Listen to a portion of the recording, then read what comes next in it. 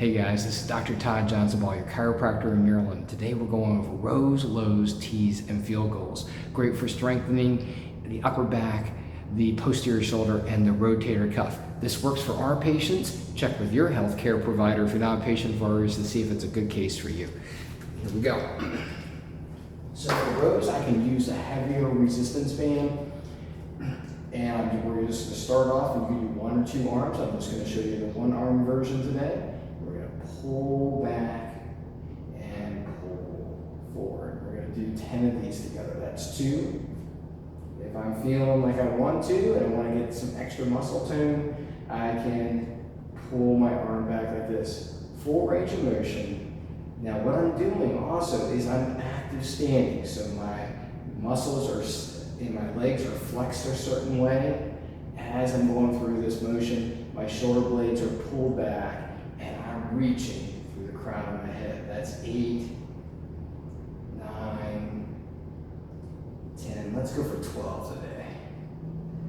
11 and 12. And then you can go on to the next side. The next exercise is lows. I like to use a little less weight resistance for this. Now, a version you can do is you can certainly pull back like this with your palm facing the area of resistance. But also what you can do is as you pull back, if you're feeling extra good, you can turn out.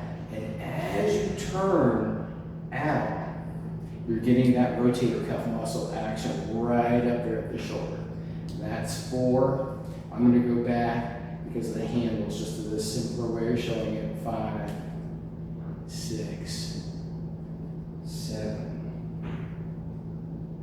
8, 9, 10. I'm also making sure during this that my shoulder is not clicking or clucking. If it is, I decrease my range of motion and I firm my resistance a little bit better. I try to make my stabilizer muscles fire better. So I noticed that when I hit the posture better, that the clunking and clicking in my shoulder decreases. And I stay in that click-free zone. That helps to minimize irritation in your shoulder. Here's the next one, we call it tees. And as I go higher, I might have to go to lighter resistance because these exercises get harder.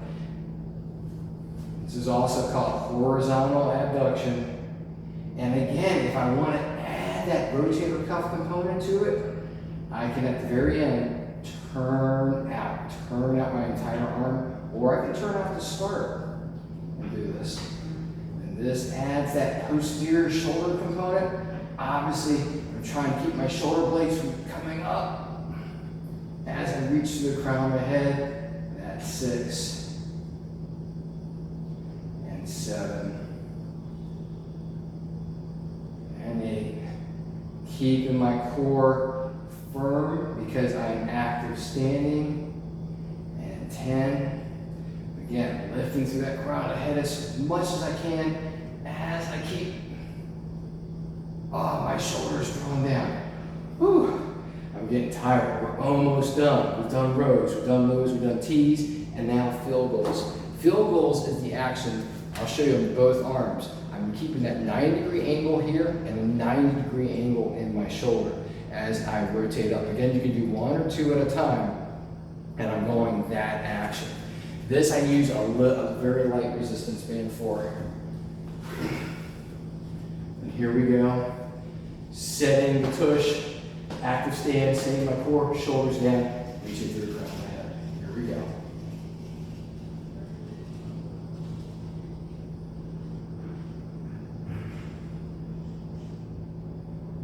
4, 5, 6. One thing you might notice is I might not be the best counter. I might be off a little bit. There's a lot of great things to share with you while we're doing this. And 9, and 10, and 11, and 12. Obviously, I'm going to go back to that on the other arm, and this is great. We have our patients when they're actively rotating, actively rehabbing these areas, do these exercises, gosh, once a day, up to about 5 times a week. And then they'll do, maybe start off with 1 set of each one. And then as they feel better, they go to 2 sets, make 3 sets. Probably gonna stop right around there. Do both sides. Obviously work with your doctors. As you get higher up, the rows are usually the easiest to add. As you get to that rotator cuff, as you're beginning your rehab, that might be hard for you. Again, work with your healthcare provider to see where you're at. I hope this helps. I love you, and I'll see you soon on our next video.